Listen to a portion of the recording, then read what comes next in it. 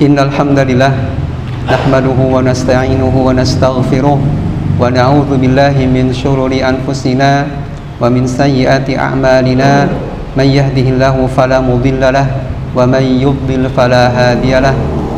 Asyhadu an la ilaha illallah wahdahu la syarika lah wa asyhadu anna Muhammadan abduhu wa rasuluh sallallahu alaihi wa alihi wa sallam.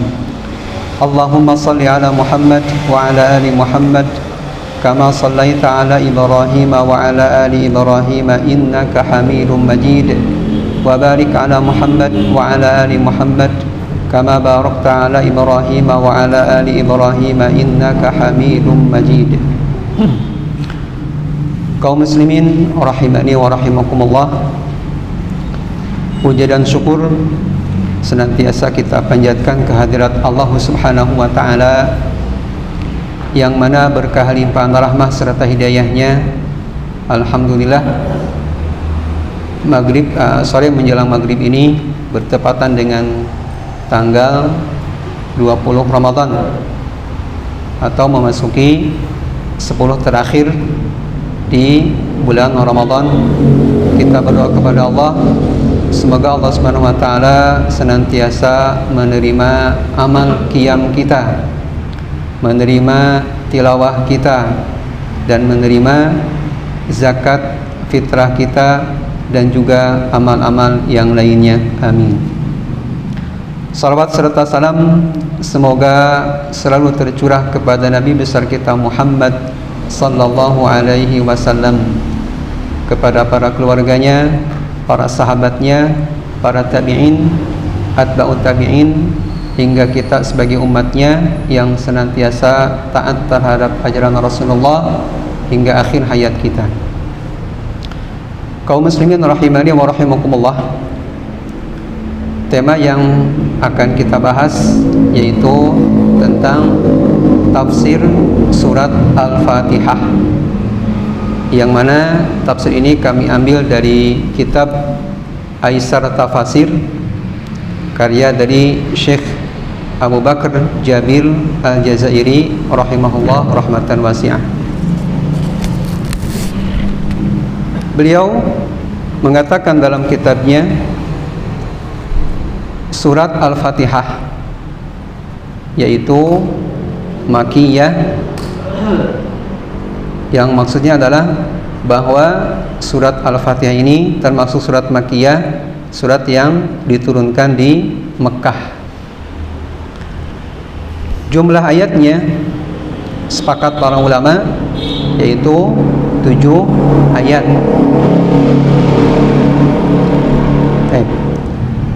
Sebelum masuk ke rincian, kita membahas sedikit tentang makna tafsir. Tafsir secara bahasa diambil dari kata fassara yufassiru tafsiran. Jadi ini adalah bentuk masdar dari asalnya sulasi mazid fassara tafsiran, yang artinya adalah asyarhu wal bayan, yaitu menjelaskan. Sedangkan secara istilah, arti tafsir adalah menjelaskan kalam Allah, menjelaskan kalam Allah untuk memahami maksudnya. Menjelaskan kalam Allah yaitu Al-Quran untuk memahami maksud dari kalam Allah tersebut, sehingga kita mentaati perintah dan larangan dalam Al-Quran, sehingga dengan kita mentaati perintah dan menjauhi larangan Al-Quran, maka kita akan mendapatkan hidayah dan petunjuk.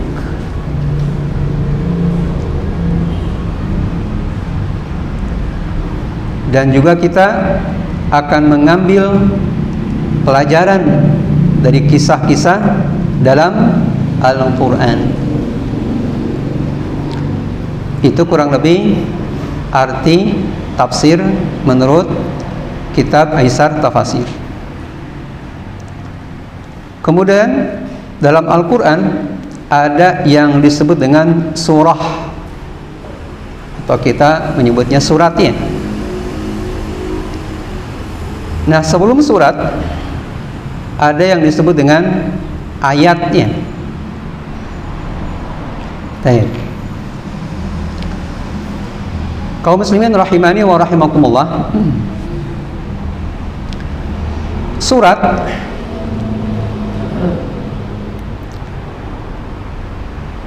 adalah penggalan dari kitabullah. Jadi surat adalah penggalan dari atau bagian dari kitabullah yang meliputi 3 ayat atau lebih. Ya.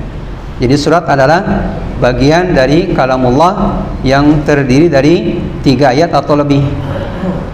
Maksudnya bahwa ayat terpendek dalam surat minimal 3 ayatnya.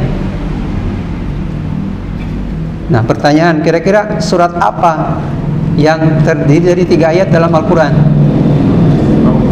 Al-Kautsar. Ahsantum. Nah, barakallahu fiik. Ya. Jadi surat yang terpendek adalah surat Al-Kautsar yang terdiri dari 3 ayat. Nah, kemudian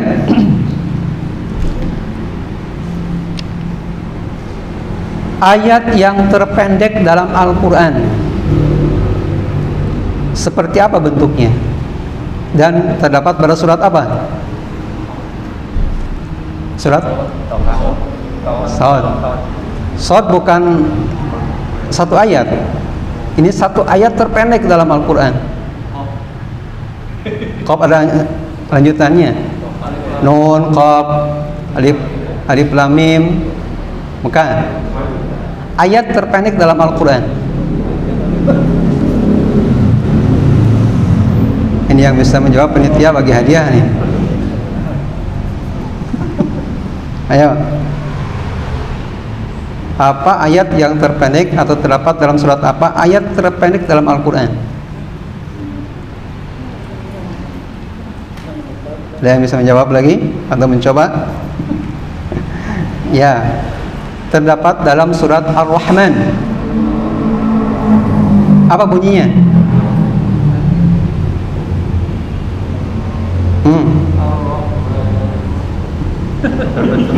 Ayo. Ya, terima kasih atas jawabannya, tapi belum tepat. Apa? Ya, Allah berfirman, mudhammatan. Ya, itu ayat terpendek dalam Al-Quran. Nah, kemudian kebalikannya, lawan pendek apa? Panjang. Ayat terpanjang dalam Al-Quran terdapat dalam surat apa? Al-Baqarah. Tentang apa? Masya Allah. Panitia imanya nggak berhak mendapatkan hadiah. Panitia imanya nanti double biasanya. Barakallahu fiik. Ya, itu 1 muka ya, sebelah kiri kalau mushaf Madinah itu 1 muka full ayat tentang dain atau utang. Baik, kaum muslimin rahimani wa rahimakumullah. Kemudian surat terpanjang dalam Al-Quran surat apa? Surat Al-Baqarah. Berapa jumlah ayatnya? 208 ya, 86. Masya Allah, barakallah. Kurang 1 ya. Ya, 286. Nah, sekarang berapa jumlah surat dalam Al-Quran? 114. Sepakat ya? Berapa jumlah ayat dalam Al-Quran? 60. Masya Allah ya. Nah, di sini dalam tafsir Aisar Tafasir, Syekh Al-Jazairi menyebutkan bahwa jumlah ayat dalam Al-Quran ya sebanyak 6.000 ya, 6.200 lebih ya, bukan 6.600 beliau menyebutkan 6.200 lebih. Lebihnya berapa? Ya, perkiraan dari 4 sampai 40 ya. Nah, nanti antum pengen bukti, hitung aja ya. Surat Al-Baqarah 286, Ali Imran 200 ayat, An-Nisa 176 ya, terus tambahkan ya sampai ke Anas ya, betul atau tidak ya, atau nanti ada perbedaan ya para ulama, termasuk yang akan kita bahas beberapa perbedaan pendapat para ulama tentang beberapa ayat apakah masuk atau tidak. Nah, kaum muslimin rahimani wa rahimakumullah.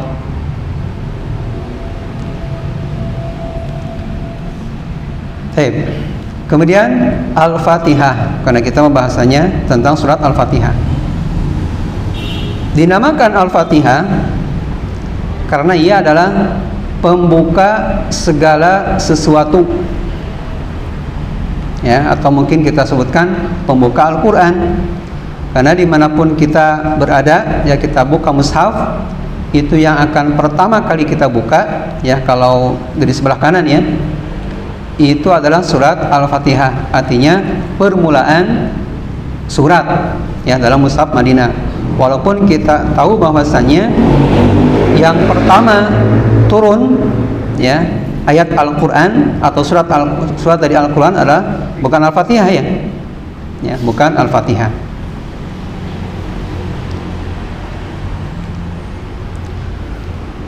Untuk Al-Fatihah ini dia memiliki beberapa nama. Di antaranya pengarang kitab Al-Itqan menamakannya sampai 20 nama untuk surat Al-Fatihah ini. Tetapi yang ada dalam sunnah atau yang menerangkan ya, bahwa sunnah menerangkan penamaan Al-Fatihah ini ada 4 macam ya. Di Al-Fatihah ini ya, sunnah menyebutnya 4 nama. Yang pertama disebut dengan Fatihatul Kitab ya, pembuka kitab ya.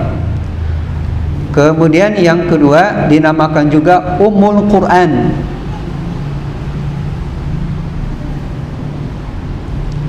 Ummu itu ibu ya, atau induknya Al-Quran. Kemudian yang ketiga, Al-Fatihah juga dinamakan dengan Sab'ul Masani ya, atau 7 yang terulang-ulang. Dan yang keempat ya, sunnah menamakan surat Al-Fatihah dengan nama Ummul Kitab ya, jadi ada Ummul Quran, ada Ummul Kitab. Nah, kenapa dinamakan Ummul Kitab?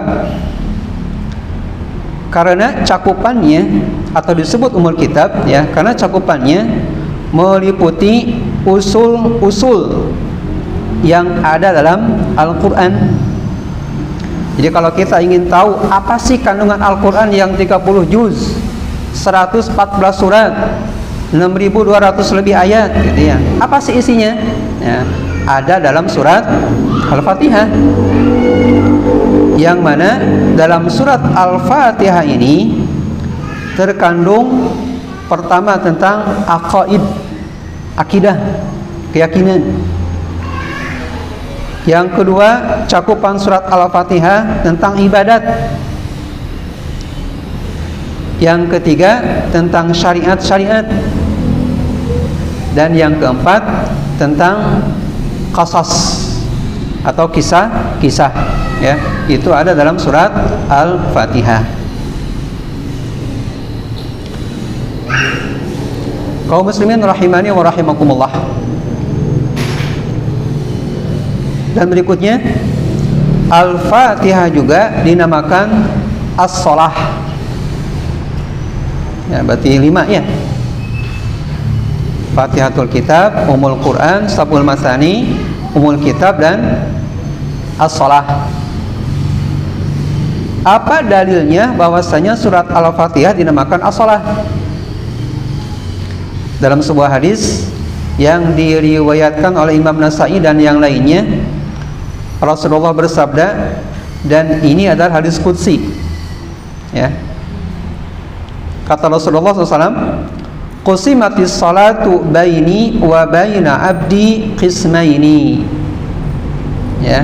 Nah di sini arti qusimatis salat itu dibagi gitu ya. Nah, bukan salat yang kita kerjakan 17 rakaat sehari semalam, bukan, ya.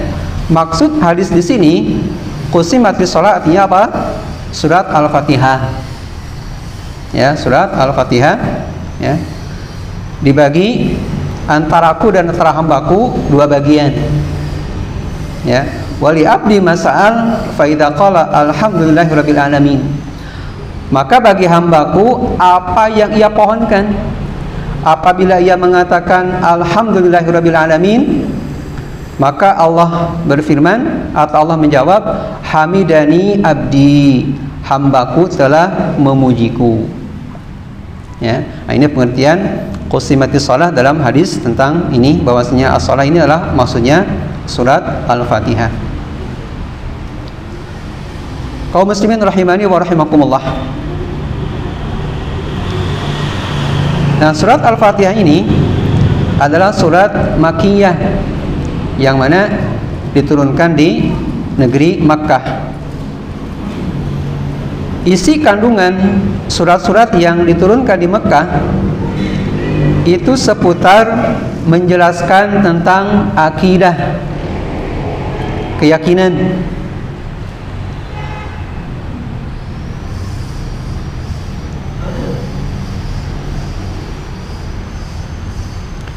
Yang meliputi tauhidullah, yaitu mengesahkan Allah, ya. Dalam hal apa? Dalam hal ibadah, dan juga dalam hal menetapkan kenabian Rasul sallallahu alaihi wasallam, dan juga menerangkan tentang penetapan permulaan kehidupan akhirat, ya. Itu kebanyakan isi tentang surat Makkiyah, ya. Jadi kebanyakan tentang akidah, penetapan kenabian Rasulullah SAW, penetapan permulaan hari akhir atau kehidupan yang abadi. Adapun surat Madaniyah itu kebanyakan menjelaskan tentang syariat, ya, menjelaskan tentang syariat dan hukum-hukum halal haram. Nah, itu kebanyakan diturunkan di Madinah. Kaum muslimin rahimani wa rahimakumullah. Kemudian jumlah ayat. Jumlah ayat dalam surat Al-Fatihah, para ulama sepakat jumlahnya 7 ayat. Ya. Baik. Nah, sekarang pengertian ayat dulu. Apa itu ayat? Ya. Ayat menurut bahasa artinya tanda. Dan maksud ayat yang kita maksud dalam pengertian tafsir, ya, adalah sekumpulan kalamullah yang mengandung hidayah bagi manusia tentang adanya Allah, tentang kekuasaan Allah, dan tentang ilmu Allah, juga tentang kenabian kita Nabi Muhammad sallallahu alaihi wasallam. Itu pengertian ayat.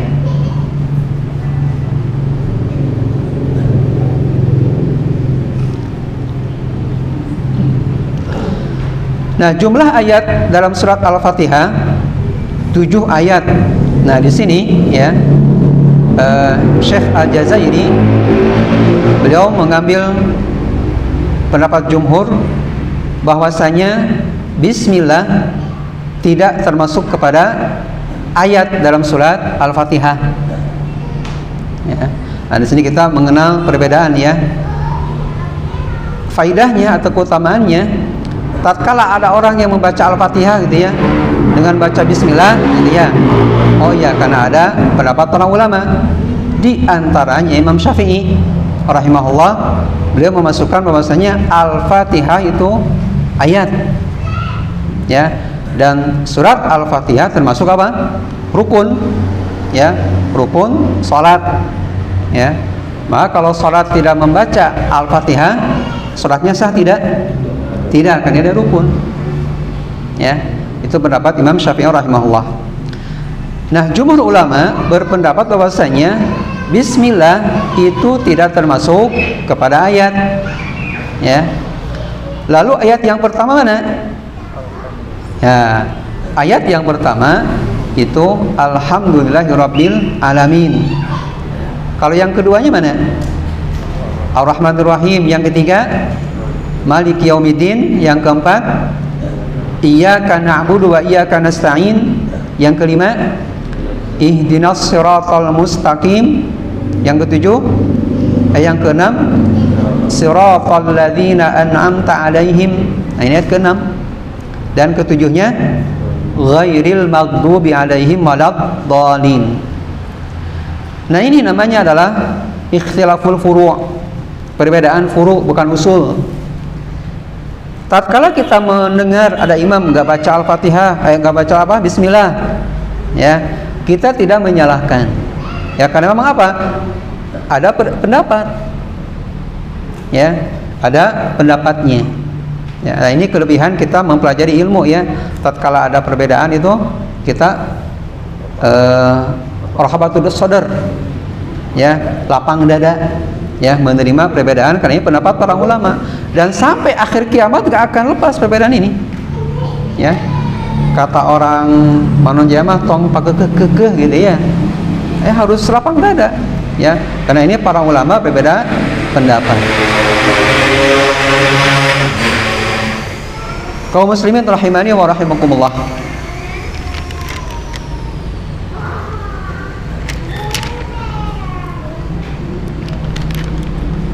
Baik. Sekarang pengertian ta'awudz, yaitu a'udzubillahi minasyaitonir rajim.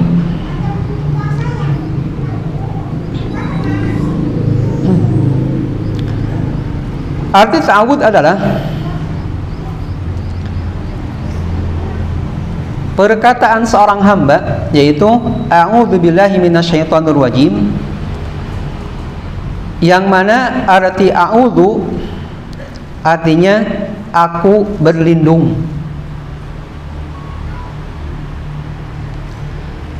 Billahi bi rabbi kulli syai'in, Rabb segala sesuatu.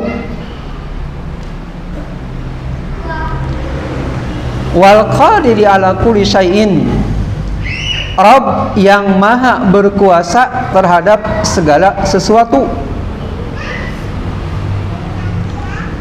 Wal alimi bi kulli syai'in, dan juga Rabb yang maha mengetahui terhadap segala sesuatu.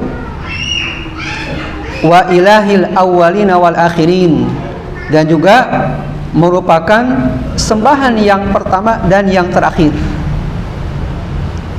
Ini pengertian ta'awudzu ya. Ya, atau pengertian a'udzubillah. Insyaallah ya.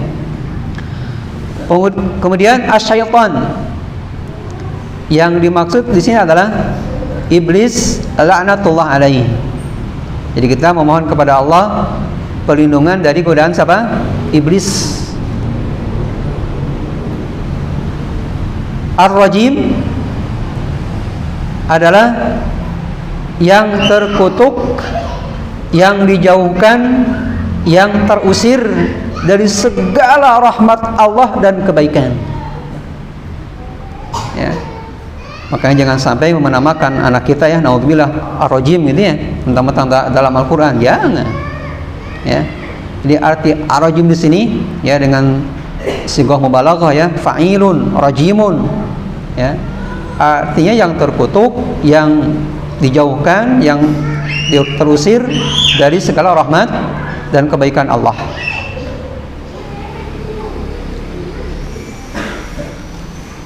Nah, arti isti'adzah secara global ya, bahwasanya aku berlindung kepada Allah, Rabbku. Jadi Allah itu Rabbku, Rabb kita, dari godaan syaitan yang terkutuk, yang ia senantiasa menggodaku dan menggoda bacaanku,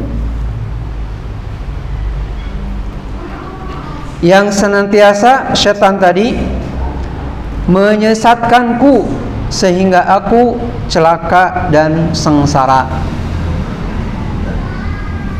Ini arti isti'adzah secara global. Kaum muslimin rahimani wa rahimakumullah. Kemudian hukum isti'adzah. Hukum membaca isti'adzah adalah sunnah. Hal ini sebagaimana firman Allah Subhanahu wa taala dalam surat An-Nahl. Allah berfirman, "A'udzubillahi minasyaitonir rajim. Fa idza qara'tal Qur'an fasta'id billahi minasyaitonir rajim." Dan di sini qara'ta ya ada dengan sigot fi'il madhi gitu ya. Kalau yang pernah belajar bahasa Arab, bahwasanya fi'il madhi menunjukkan kepada apa? Pekerjaan yang telah berlalu ya. Sementara ini apa? Ini belum ya. Nah, di sini ya, ini bermakna mendekati. Ya, artinya ketika engkau hendak membaca Al-Qur'an. Ya, karena kalau diterjemahkan ketika engkau telah membaca Al-Qur'an, bacalah apa? Ta'awudz, enggak cocok. Ya, nah di sini makni diantaranya bahwasanya fi'il madhi itu bisa diartikan hendak, ya, atau ingin, tapi waktunya apa? Dekat. Ya, jadi apabila engkau hendak membaca Al-Qur'an, maka bacalah ta'awudz, ya, a'udzubillahi minasyaitonir rajim. Nah, jadi hukumnya adalah sunnah bagi siapa yang ingin membaca Al-Quran, baik sedikit atau banyak.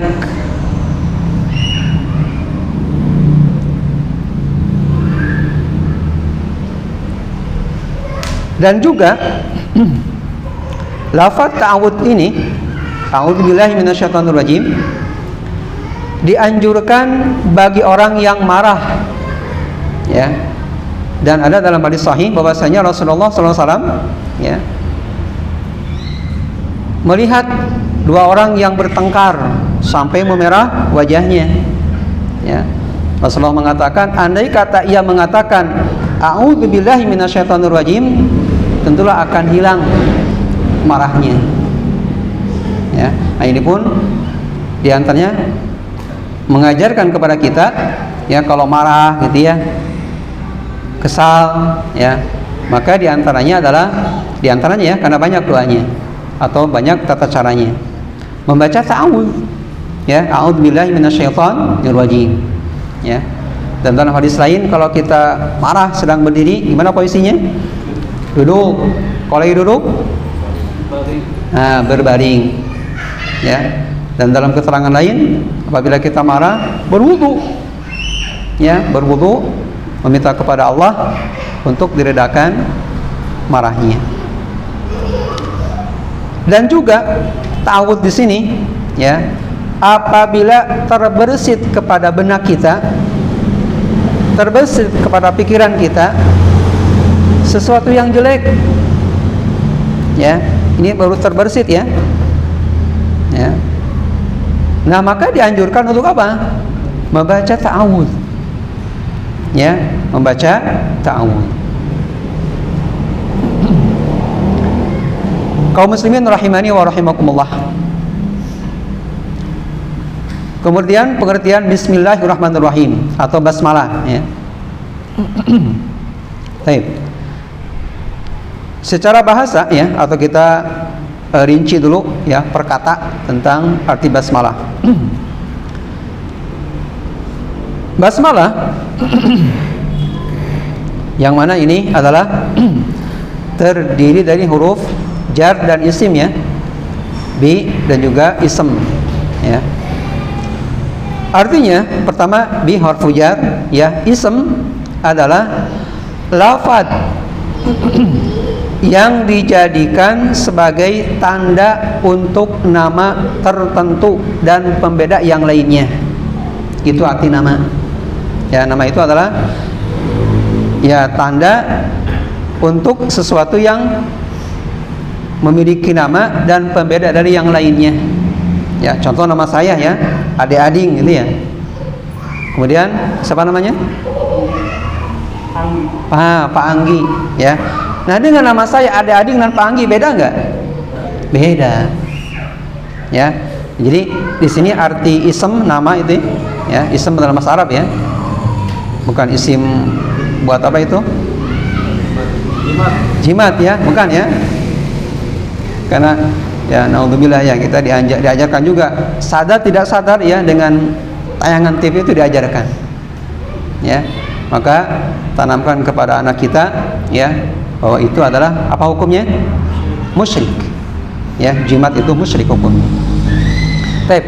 Nah, isim ya dalam kata bismillah gitu ya. Bismi binya harfu jar, ism artinya adalah lafaz ya yang dijadikan sebagai tanda terhadap nama tertentu dan sekaligus pembeda dari yang lainnya. Kemudian Allah. Nah, di sini Allah adalah lafzul jalalah yang mana seseorang tidak boleh dinamai dengan Allah. Ya, mentang-mentang Allah kan ada dalam Al-Qur'an ya. Tatkala lahir anak laki-laki dinamakan siapa?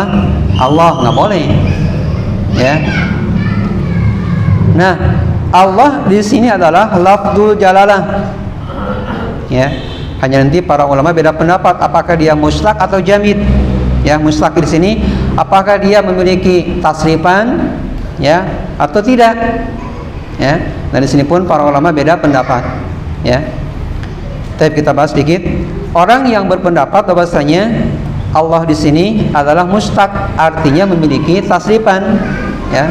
Asal dari kata alihaya lahu ilahan wa unuhan ya, yang artinya adalah yang disembah ya, yang disembah. Baik, kaum muslimin rahimani wa rahimakumullah.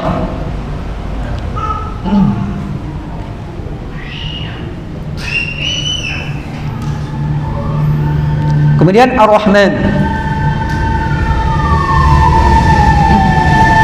Ar-Rahman adalah merupakan salah satu dari nama-nama Allah yang diambil dari kata rahmah, yang artinya menunjukkan kepada banyaknya rahmat. Jadi nama Rahman itu adalah pertanda banyaknya rahmat. Dan kita tahu bahwasanya Allah memiliki rahmat berapa banyaknya? Berapa? Ada dalam hadis berapa? 100 ya. Jadi Allah memberi rahmat 100 yang jumlahnya satu rahmat dibagikan kapan? Sekarang di dunia. Dia orang kafir kaya, yang orang miskin orang miskin ya. Ada yang kaya, ada yang miskin ya. Dan kita normal ya melihat seseorang kekayaannya melimpah ya, wow gitu ya, wow keren gitu ya. Atau ada orang miskin gitu ya. Nah, orang kaya atau semua makhluk yang ada di dunia ini ya, itu mendapatkan rahmat, hanya rahmatnya berapa? Satu rahmat. Lalu sisanya berapa? 99. Kapan diterimanya? Nah, ini kelak di surganya Allah Subhanahu wa taala. Makanya kenikmatan surga itu mala ainun ra'at, belum pernah kelihatan oleh mata. Ya. Mala ainun ra'at wala udunun sami'at, belum pernah terdengar oleh telinga. wala khatarun, ya, dan belum pernah terbersit dalam hati. Artinya kenikmatan surga tidak akan terbayang, tidak akan bisa dibayang-bayang. Kenapa? Saking banyaknya, saking tak terhingganya kenikmatan yang Allah bagikan, Allah sediakan bagi orang yang bertakwa, bagi orang yang masuk surga. Kita berdoa kepada Allah semoga kita dan keluarga dimasukkan kepada surganya Allah Subhanahu wa ta'ala. Dan ini pun menjadi pemacu bagi kita, ya, bahwasanya tujuan kita bukan dunia, ya, akhirat. Kalaupun Allah memberikan kepada kita atau menitipkan harta, ya alhamdulillah, dan itu kita gunakan untuk menopang ibadah kepada Allah, kita gunakan untuk mengenal Allah, sehingga kenikmatan yang satu ini kita bisa menggenapkannya 100 kenikmatan yang kelak akan kita terima di surganya Allah Subhanahu wa ta'ala. Kaum muslimin rahimani wa rahimakumullah. Kemudian Ar-Rahim. Rahim juga ini merupakan sifat-sifat Allah yang, ya, sama, ya, diambil dari kata rahmah. Artinya arti rahim adalah pemilik rahmah terhadap hamba-hambanya pilihan. Insyaallah, ya. Berarti tidak semua orang mendapatkan rahimnya Allah. Yang mendapatkan rahimnya Allah hamba-hamba siapa? Pilihan fid dunya wal akhirah, di dunia dan di akhirat.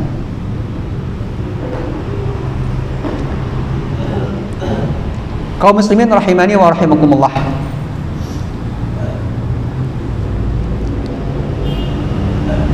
Pengertian bismillah secara global artinya aku memulai bacaanku dengan mengharapkan keberkahan dari Allah dengan menyebutkan Bismillahirrahmanirrahim,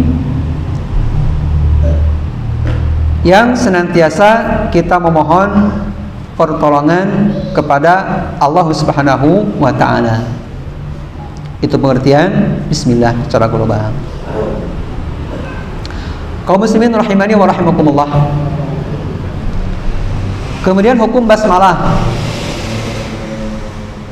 Hukum basmalah ini secara umum, ya, artinya bukan hanya dalam Al-Fatihah aja, ya, dalam berbagai aktivitas, ya. Nah, kita dianjurkan. Jadi hukumnya adalah dianjurkan atau disunahkan. Disunahkan kita membaca bismillah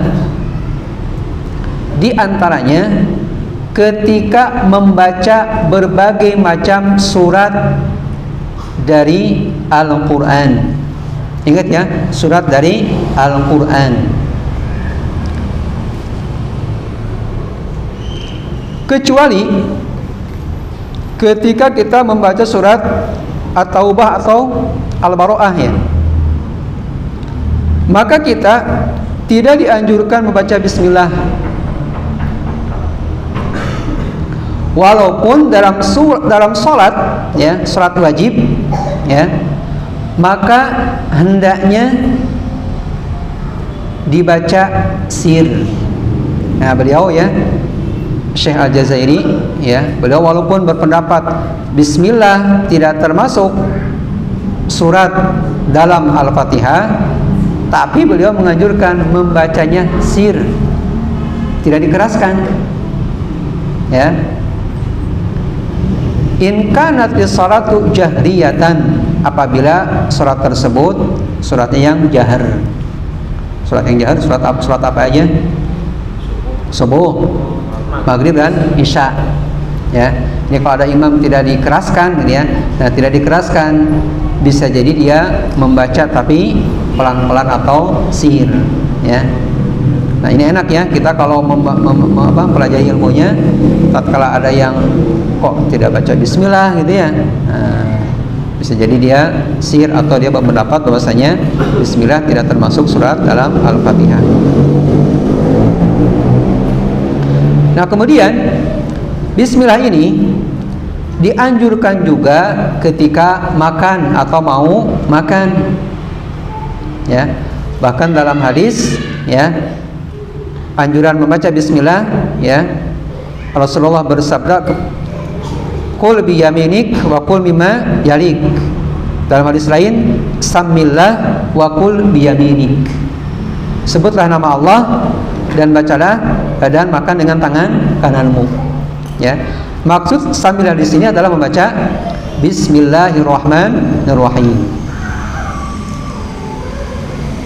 Dan dalam hadis lain bahwasanya Rasulullah SAW, ya, bersabda, apabila seseorang dia mau makan membaca bismillah, mau tidur membaca bismillah, mau masuk rumah membaca bismillah, maka syaitan tidak ikut bersamanya.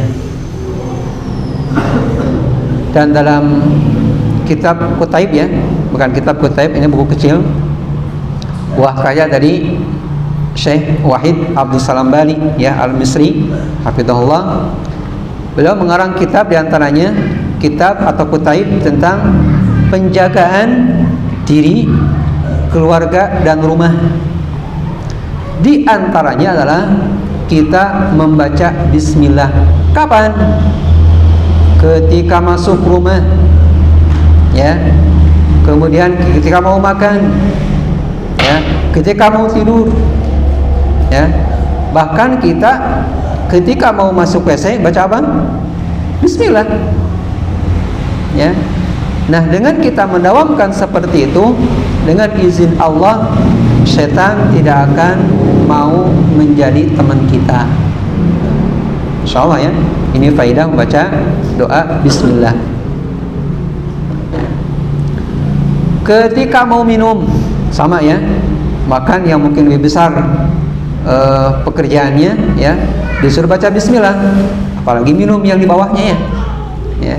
Jadi dan ini adalah keutamaan bagi orang mukmin, ya, bahwasanya semua amalnya itu menjadi pahala. Ya. Jadi kita makan, yang sebentar lagi kita buka, ya, ada bukber ketika kata panitia, ya.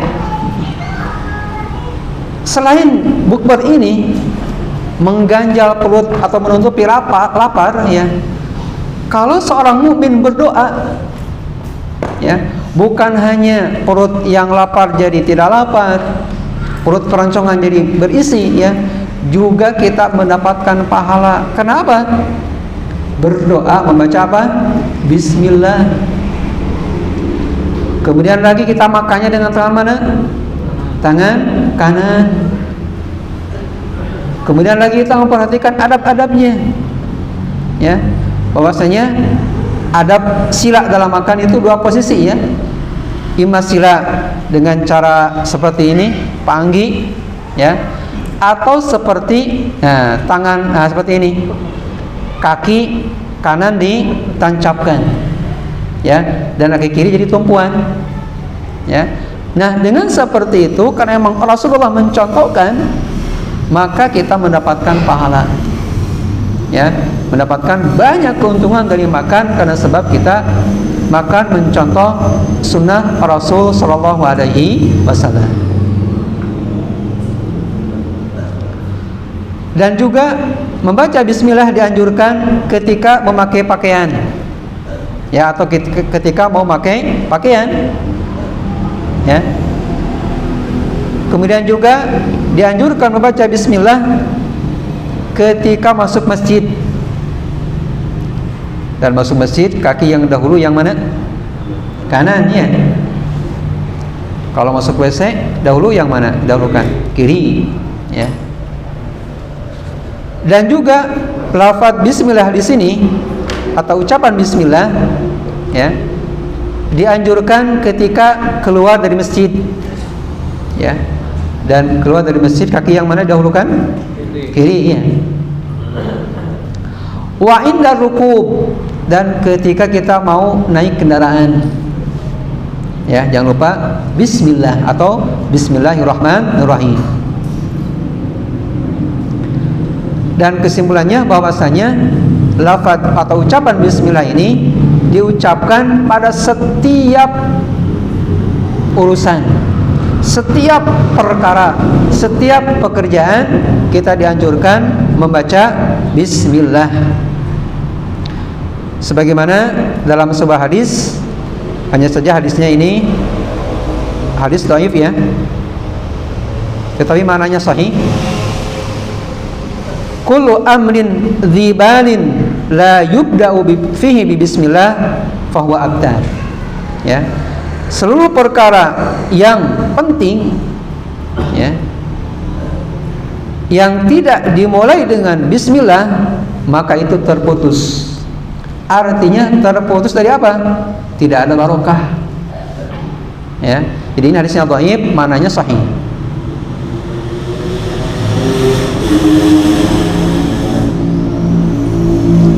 Dan juga lafaz bismillah ini ya, kalau tadi mas sunnah, sekarang wajib hukumnya. Nah, pertanyaan, kapan ucapan bismillah wajib diucapkan?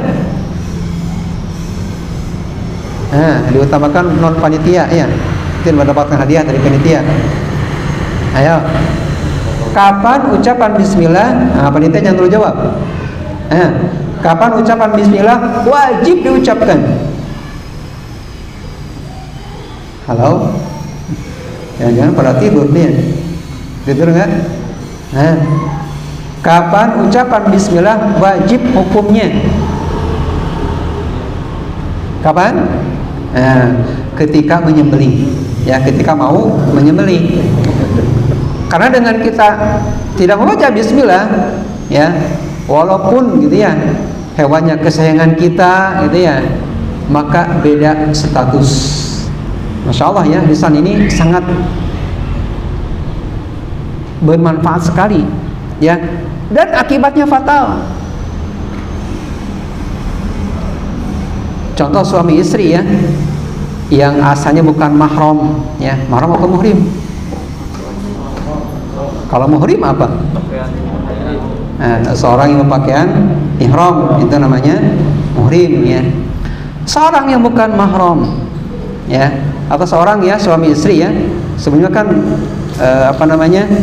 ajam ya, dengan lafaz apa?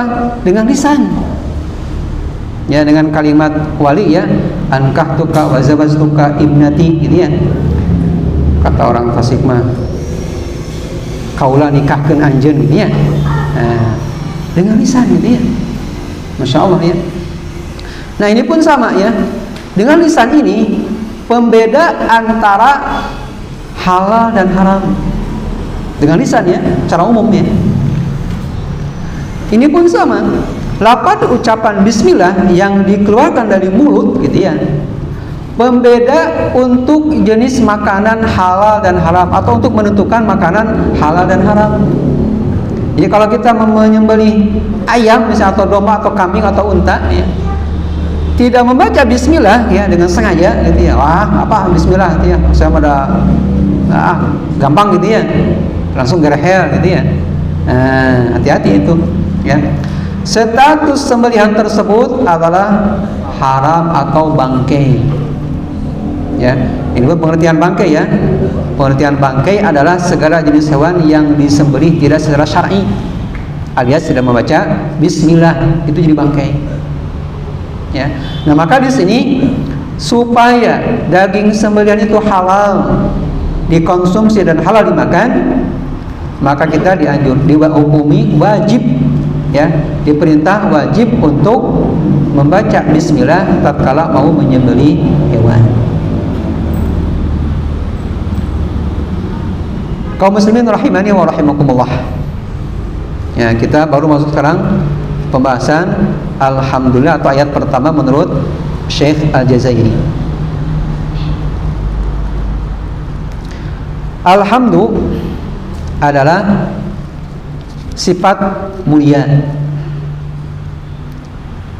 dan juga pujian terhadap yang terpuji,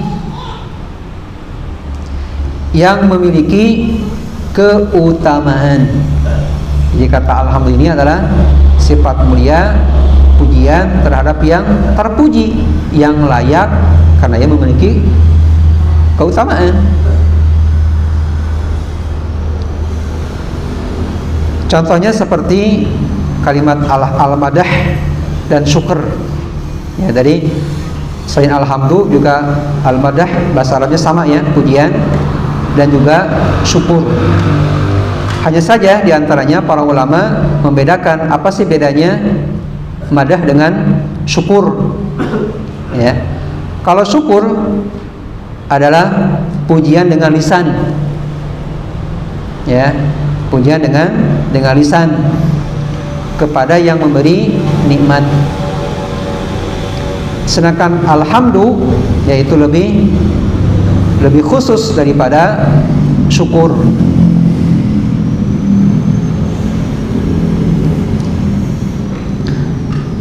Baik, kaum muslimin rahimani wa rahimakumullah. Itu perbedaan antara alhamdu dengan syukur ya. Kemudian lillahi. Lillahi di sini adalah asal kata dari huruf jar li ya. Huruf jar ini adalah huruf yang menjadikan kata setelahnya berharokat atau beri'rab jazm ya, beri'rab atau berharokat kasrah ya. Dan huruf-huruf jar ya yang tadi bi ya, kalau Ibnu Ajurum ada 9 ya menggolongkan huruf jar yang menjadikan isim setelahnya berharokat kasrah ya, yaitu meliputi min, ila, an, ala, fi, rubba, bi, ka, li. Nah diantaranya li yang huruf jar terakhir ini termasuk huruf jar ya. Jadi kenapa dibaca lillahi enggak lillaha enggak lillahu gitu ya? Gampang kan kita membaca lillahu, bisa enggak? Bisa ya. Nah, tapi enggak boleh ya. Di sini kenapa dibaca lillahi? Karena ada huruf jar. Huruf jarnya apa? Li ya, yang asalnya huruf li plus lafdzul jalalah Allah ya.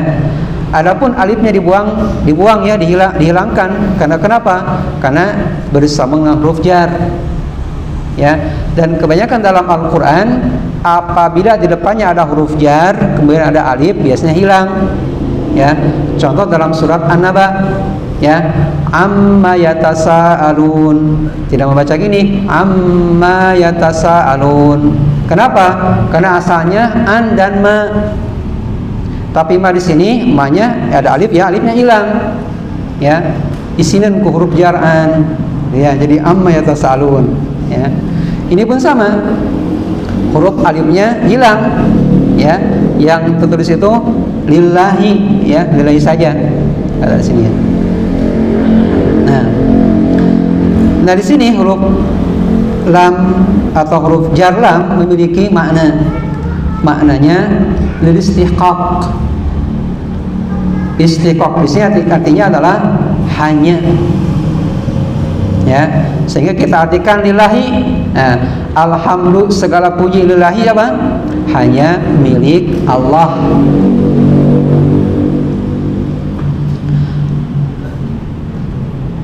Nah maksudnya adalah annallaha mustahaqqun li jami'il mahamid ya, jadi bahwasanya Allah Subhanahu wa taala adalah yang berhak dengan seluruh pujian. Makanya kalau kita dipuji ya, maka jawabannya apa? Alhamdulillah, segala puji hanya milik Allah. Kita mah dipuji hanya puji ulasan saja ya, dan pada hakikatnya adalah semua pujian dikembalikan kepada Allah Subhanahu wa taala.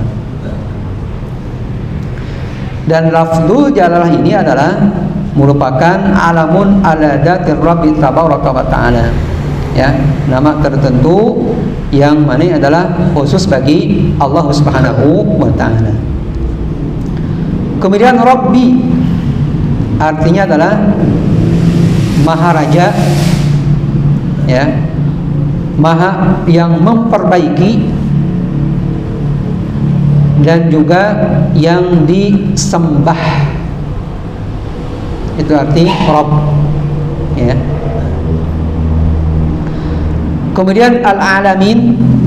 Al-alamin ini adalah jamaknya dari alam ya. Ini kalau dalam ilmu nahwu disebutnya mulhaq jamak mudzakkar salim ya. Artinya al-alam di sini alam, ya, bahwa selain Allah statusnya itu adalah alam. Selain Allah siapa? Di antaranya kita. Kita ini alam, ya, makhluk yang berada di muka bumi dan di langit dan juga di antara keduanya itu disebut alam, ya, disebut alam.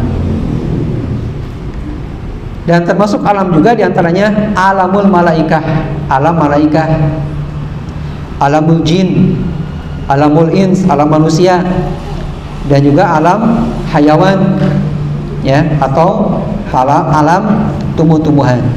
Itu termasuk alam. Kaum muslimin rahimani wa rahimakumullah. Nah, maksud secara global ayat yang pertama ini, alhamdulillahirabbil alamin, adalah Allah Subhanahu wa taala mengabarkan bahwasannya seluruh jenis pujian adalah merupakan sifat kesempurnaan Allah saja, tidak yang lainnya. Yang mana Allah adalah Rabb seluruh alam semesta. Rabb adalah Khaliquh, pencipta.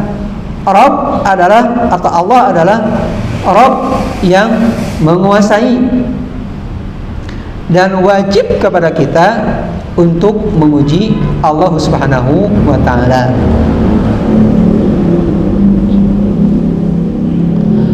Kaum muslimin rahimani wa rahimakumullah. Kemudian ayat yang kedua, menurut tafsir Aisyah Tafsir, beliau menyebutkan ayat kedua, ya, Ar-Rahmanur Rahim, ya. Dan pengertian Ar-Rahmanur Rahim tadi udah, ya. Baik. Hanya saja, ya, Ar-Rahmanur Rahim ini termasuk nama dan sifat Allah Subhanahu wa taala, yang mana alhamdulillahirabbil alamin, Ar-Rahmanur Rahim ini adalah pujian terhadap Allah yang mana Allah berhak untuk dipuji. Kemudian Maliki Yaumiddin. Nah, pertama Malik dulu. Nah, dalam bacaan Hafiz, ya, Hafiz yang kita baca atau adalah Mushaf Madinah, ya, Maliki Yaumiddin dengan adanya mad dalam ma, ya, Maliki Yaumiddin. Nah, dalam riwayat Nafi', riwayat lain itu tanpa mad, alias Maliki Yaumiddin, ya. Nah, ini pun jadi pengetahuan, ya, tatkala ada seorang yang baca Maliki Yaumiddin atau Alhamdulillahirabbil alamin Ar-Rahmanir Rahim Maliki Yaumiddin. Nah, kita tidak menyalahkan, ya, karena itu termasuk qiraat yang masyhur, ya, 7 qiraat, dan itu namanya riwayat Nafi', ya, riwayat Nafi'. Kalau yang ada alifan, ya, itu masuk riwayat Hafiz, ya, riwayat Hafiz. Nah, arti Malik, ya, adalah pemilik kerajaan yang mengatur sekehendaknya. Pemilik kerajaan yang mengatur sekehendaknya, ya. Ini mengandung pengertian bahwasanya ada raja gitu, ya, yang dia tidak bisa mampu untuk menguasai segalanya, ya. Tapi Allah, pemilik kerajaan yang mengatur sekehendaknya.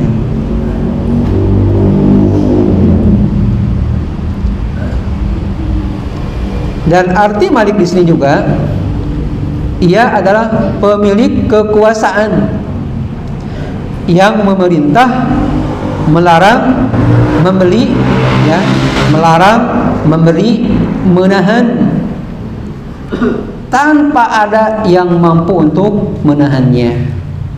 Jadi kalau Allah sudah mencintai, Allah akan memberi. Tidak ada seorang pun yang akan bisa menghalanginya, ya. Dan juga kalau ada seorang yang hendak memberi itu ya, Allah tidak berkehendak, maka Allah berkuasa untuk menahannya.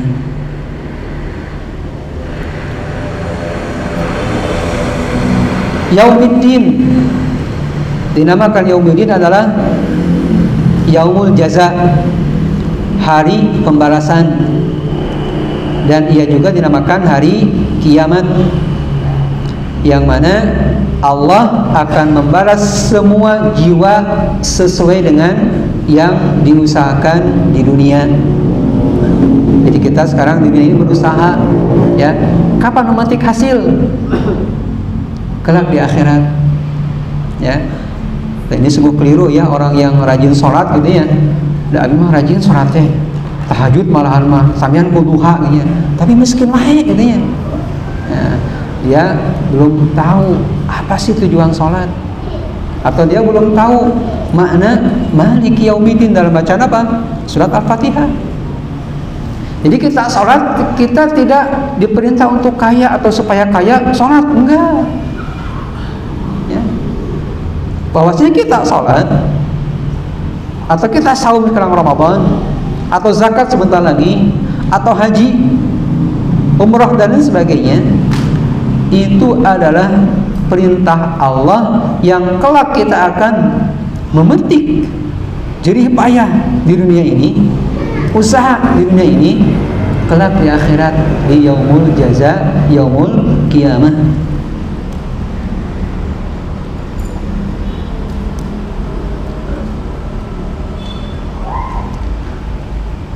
Kaum muslimin rahimani wa rahimakumullah,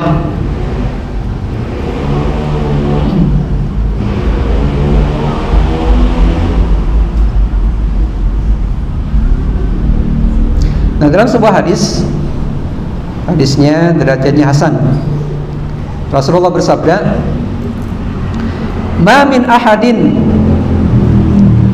ahabba ilaihil hamd min Allah Ta'ala hatta innahu hamida nafsahu."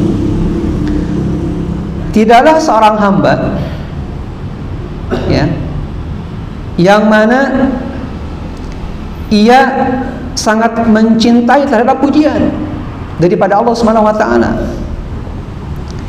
Artinya tidak ada orang yang tidak senang untuk dipuji. Ada enggak orang yang tidak senang untuk dipuji? Ada enggak? Ada ya. Siapa? Orang gila dia. Orang normal pasti senang untuk dipuji gitu ya. Hatta innahu habita nafsahu, ya, sehingga Allah Subhanahu wa taala memuji terhadap dirinya. Ya normal ya kalau orang senang dipuji gitu ya. Tapi jangan sampai bahwasanya dia tertipu dengan pujian. Bahwasanya yang apa ia dapatkan dari pujian manusia itu adalah karunia Allah. Dan yang pada hakikatnya yang berhak untuk dipuji adalah Allah Subhanahu wa ta'ala. Dan dalam riwayat Bukhari, la ahad aghyaru minallahi walidzalik harramal fawahish ma dhahara minha wa ma batan. Tidak ada seseorang yang paling cemburu dari Allah.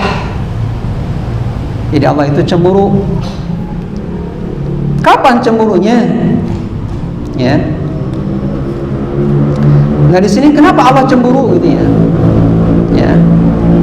Nah Allah Subhanahu wa taala cemburu sehingga mengharamkan perbuatan keji, baik yang terang-terangan atau yang tersembunyi.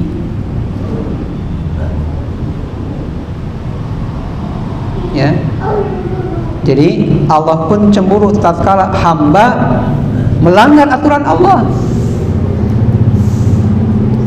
Hamba terang-terangan melanggar larangan Allah.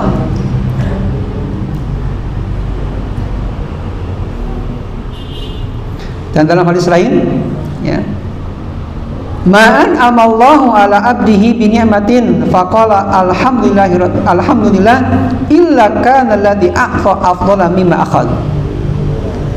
Kata Allah Subhanahu wa taala, apa-apa yang Allah berikan kepada hambanya berupa karunia, kemudian hamba tersebut mengucapkan alhamdulillah, maka Allah akan memberi dengan yang lebih baik, atau Allah akan membalas dengan yang lebih baik daripada yang apa ia ambil. Jadi kalau kita dipuji atau kita mendapatkan karunia, ucapkan alhamdulillah, ya, maka dengan ucapan alhamdulillah, Allah akan melipat gandakan atau memberi dengan yang lebih baik yang ia terima. Ya, hadisnya hadis hasan, ya, riwayat Baihaqi. Kaum muslimin rahimani wa rahimakumullah.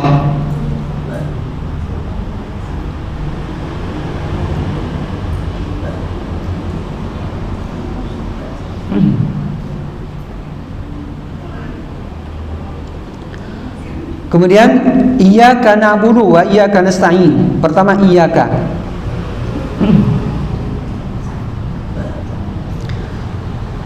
Iyyaka di sini adalah merupakan dhamir nasab, ya. Atau dalam ilmu nahwu ini adalah merupakan dhamir nasab munfasil terpisah, ya. Yang mana seharusnya, ya, yang namanya dhamir nasab atau maf'ul bihi diakhirkan, ya, tapi ini didahulukan. Iyyaka na'budu, ya, yang mana fi'il fa'ilnya na'budu, ya. Tapi di sini didahulukan sebelum fi'il fa'il yang fungsinya adalah hasr. Artinya hanya kepada Engkau, ya. Iyyaka na'budu artinya hanya kepada Engkau, na'budu kami beribadah. Makanya orang-orang yang suka meminta-minta ke kuburan, gitu, ya, kalau dia paham mana ini iyyaka na'budu udah cukup. Kenapa minta ke kuburan? Kenapa minta kepada Allah, gitu, ya? Allah berfirman iyyaka na'budu wa iyyaka nasta'in. Ya, orang yang suka menyembah atau beribadah kepada gunung, kepada dewa, gitu, ya, dan sebagainya. Kalau ia memahami iyyaka na'budu hanya kepada Engkau kami beribadah dan hanya kepada Engkau kami memohon pertolongan, yakin tidak akan menyembah selain kepada Allah.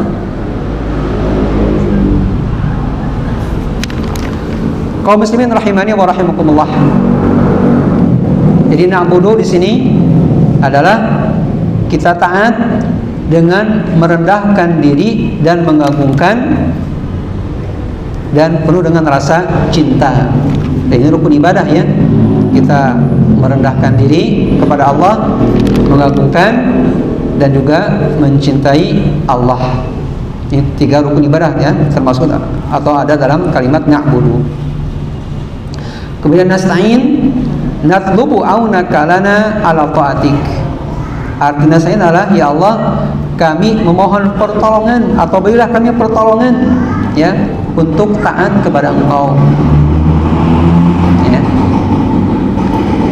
Baik, kaum muslimin rahimani wa rahimakumullah. Makna ayat yang iyyaka na'budu wa iyyaka nasta'in, bahwasanya Allah Subhanahu wa taala mengajarkan kepada kita bagaimana kita bertawasul, ya. Jadi ada yang mengklaim nggak bertawasul, gitu, ya. Nah, ini, ya. Jadi Syekh Al-Jazairi dalam kitab Aisyah Tafsirnya menjelaskan bahwa firman Allah iyyaka na'budu wa iyyaka nasta'in, Allah telah mengajarkan kepada kita bagaimana kita bertawasul kepada Allah agar doa kita diijabah. Yang mana sejak ayat tadi alhamdulillahirabbil alamin arrahmanir rahim maliki yaumiddin iyyaka na'budu wa iyyaka nasta'in ihdinas siratal mustaqim, ya, atau sampai ini, ya, iyyaka na'budu wa iyyaka nasta'in ayat yang ketiga, bahwasanya inilah contoh tawasul yang Allah ajarkan kepada hambanya, yang mana dari awal, ya, kita memuji Allah alhamdulillahirabbil alamin arrahmanir rahim maliki yaumiddin, ya. Kemudian iyyaka na'budu wa iyyaka nasta'in, ya. Itu adalah contoh tawasul yang hendaknya setiap hamba ketika mau berdoa hendak mengatakannya.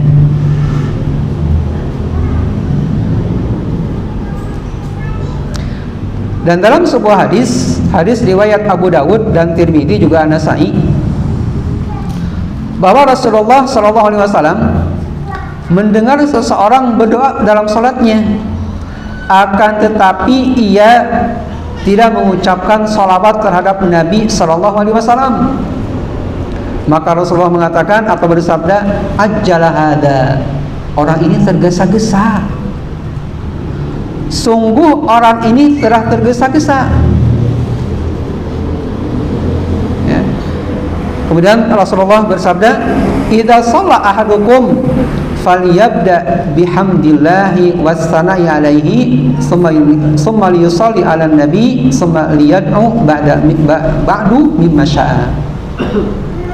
Kata Rasulullah SAW, apabila salah seorang di antara kalian melakukan salat, maka hendaklah dia memuji Allah atau mengucapkan alhamdulillahirabbil alamin.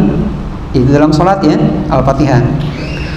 Kemudian mengucapkan salawat terhadap Nabi SAW, ya, yang diantaranya salawat Ibrahimiyah, ya, Allahumma shalli ala Muhammad, ya. Kemudian berdoa setelahnya sesuai dengan kehendaknya. Jadi kalau kita mau berdoa, ya, hendaklah kita memuji Allah dulu. Minimal surat ini baca, ya. Alhamdulillahirabbil alamin, arrahmanir rahim, maliki yaumiddin, iyyaka na'budu wa iyyaka nasta'in, baru kita berdoa. Ya. Ini contoh tawasul yang mana Rasulullah menganjurkan kepada kita untuk membacanya sebelum berdoa. Ya. Bisa jadi mungkin, ya, kita berdoa, sering berdoa gitu, ya, ibadah mah lekat abitnya, doa mah sering gitu, ya, belum dikabul-kabul gitu, ya. Nah, kita husnudzan, prasangka baik bahwasanya bentuk doa dikabul bisa jadi dihindarkan dari apa? Malapetaka. Kita rajin ibadah, rajin sholat, sedekah gitu, ya. Anak kita, keluarga kita soleh-soleh, badan sehat gitu, ya. Itu diantaranya apa? Dikabulkan doa. Kalaupun tidak, celengan kelak di akhirat. Atau belum kelihatan, nah bisa jadi kita berdoanya tergesa-gesa, memohon kepada Allah langsung, ya, ya Allah berikanlah aku apa? Rezeki yang banyak, intinya, dan lain sebagainya, ya. Jadi kita diantara adab berdoa adalah membaca sholawat, ya, atau memuji Allah, ya, atau baca tadi, ya, alhamdulillahirabbil alamin, arrahmanir rahim, maliki yaumiddin, iyyaka na'budu wa iyyaka nasta'in, baru kita menyampaikan hajat kita.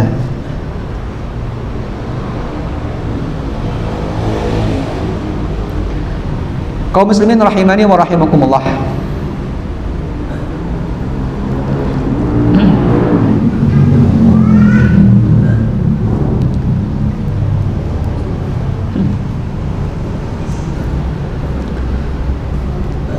Kemudian bahwasanya dalam 3 ayat tadi, ya,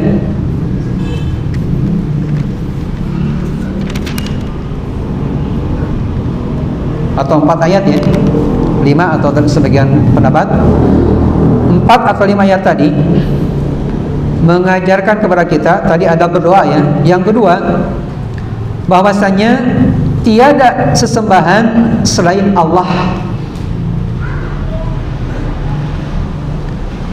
dan tidak pula hamba memohon pertolongan kecuali hanya kepada Allah Subhanahu wa ta'ala. Jadi tidaklah kita berdoa atau beribadahnya kepada Allah, dan tidak pula kita memohon pertolongan hanya kepada Allah Subhanahu wa ta'ala. Nah, pertanyaan, boleh nggak kita meminta pertolongan sesama makhluk? Boleh tidak? Boleh. Boleh, tapi dengan syarat. Ada berapa syarat? Nah, salah satu aja tak terpenuhi, hukumnya jadi batal. Jadi tidak benar. Nah, apa syaratnya? Yang pertama apa? Ya, an yakunal mustaghatsu bihi hayyan, masih hidup. Orang yang diminta tolong masih hidup. Berarti kebalikannya, kalau udah meninggal nggak boleh. Ya. Yang kedua, an yakunal mustaghatsu bihi qadiran. Apa artinya? Orang yang diminta pertolongan mampu. Sebaliknya, kalau tidak mampu boleh nggak? Nggak boleh. Ya, misalnya tolong Mbak pindahkan gunung gitu ya, boleh nggak? Atau pindahkan rumah ini gitu, boleh nggak? Atau seperti dalam kisah ini Raja Sulaiman ya, tatkala Ratu Saba ya, sebagian menyebutnya Ratu Balkis ya, Ratu Saba ya, karena emang khilaf ya, sebagian menamakan Ratu Balkis ya, tapi yang lebih afdal kita mengatakan Ratu Saba saja ya. Tatkala Nabi Sulaiman mengundangnya untuk datang ke kerajaannya ya, di antaranya Ifrit ya, Ifrit berjanji akan memindahkan singgasana Ratu Saba ke kerajaan Sulaiman dengan jarak apa? Ya, jaraknya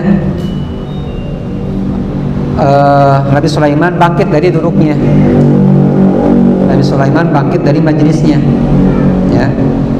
Dan dalam tafsir Syekh Sa'adi rahimahullah menjelaskan bahwasanya majelis yang diadakan atau tempat diadakan majelis Nabi Sulaiman itu di waktunya itu sekitar waktu duha, dari pagi sampai siang ya, cukup lama kalau itu ya. Nah, tapi Nabi Sulaiman tidak mencelaknya ya. Kemudian Nabi Sulaiman bertanya lagi, adakah yang lain gitu ya, yang bisa memindahkan singgasana Ratu Saba lebih cepat? Nah, di antaranya ada seorang alim, dalam riwayat itu namanya Asep ya, namanya Asep orang Sunda ya, Asep bin Barkhoya ya. Aku akan sanggup memindahkan singgasana Ratu Balkis ke kerajaanmu ya, dengan kecepatan apa? Kedipan mata, insyaallah ya. Dan dalam tafsirnya Syekh Sa'di meneruskan ya, bahwasanya ia tidak bekerja memindahkan gitu ya, mangku kata orang Tasik ya, singgasana Ratu Saba ke kerajaan Sulaiman, enggak ya. Dia apa? Berdoa kepada Allah. Apa hikmahnya? Karena orang alim ini mengetahui nama-nama Allah yang mulia. Apabila diminta, diterima atau dikabulkan ya. Idza da'a ajab wa idza su'il a'ta. Apabila berdoa dikabulkan, dan apabila diberi dikasih ya. Ini kelebihan ulama ya, mengenal nama-nama Allah yang mulia ya, sehingga bisa memindahkan Ratu Saba. Hanya saja ini kisah apa atau syariat man qablana ya. Kenyataan sekarang nggak ada gitu ya, kalau ada ulama misalnya bisa memindahkan apa itu kerajaan ya, nggak ada. Itu mah kisah para ulama di zaman Nabi Sulaiman alaihissalam ya. Rasulullah SAW yang paling mulia, orang yang diampuni dosanya yang telah berlalu, dan kalaupun ada yang akan datang nggak bisa ya. Nah, jadi bohong kalau ada ulama sekarang mengaku bisa memindahkan ya, bisa menghilang kemana-mana dia. Jumatan bisa di mana? Di Mekah gitu ya. Saya Jumatan nggak di sini, di Mekah. Orang awam percaya aja gitu ya. Padahal kalau orang yang tahu hakikatnya, perbedaan waktu dengan Mekah berapa jam? 4 jam ya. Kita duluan nih. Kita di sini setengah 6, di Mekah jam berapa? Kalau sekarang musim panas 4 jam bedanya. Setengah 2 ya. Jadi kalau dia misalnya Jumatan di sini jam 12 gitu ya, ke Mekah baru jam 9 di Mekah. Belum ini ya. Di antara syarat sah Jumat apa? Dukhulul waqt. Masuknya waktu sholat. Ini bohong ya. Maka kita wajib tidak untuk percaya. Baik, kaum muslimin rahimani wa rahimakumullah. Itu kesimpulan dari 4 ayat atau 5 ayat dari surat Al-Fatihah. Baik, kaum muslimin rahimani wa rahimakumullah. Gimana panitia, lanjut? Masih seru nih pembahasannya. Terserah atau berjalan aja? Dulu. Ya, kaum muslimin rahimani wa rahimakumullah. Itu saja mungkin yang dapat kami sampaikan tentang pembahasan tafsir surat Al-Fatihah atau ta'awud, basmalah, dan 4 atau 5 ayat dari surat Al-Fatihah. Mudah-mudahan yang disampaikan ada manfaatnya, khusus bagi diri kami, umum bagi semua yang ingin mengharapkan ridha dan karunia Allah Subhanahu wa taala. Kita akhiri majelis kita ini dengan doa kafaratul majelis. Subhanakallahumma bihamdik asyhadu an la ilaha illa anta astaghfiruka wa atubu ilaik. Wassalamualaikum warahmatullahi wabarakatuh.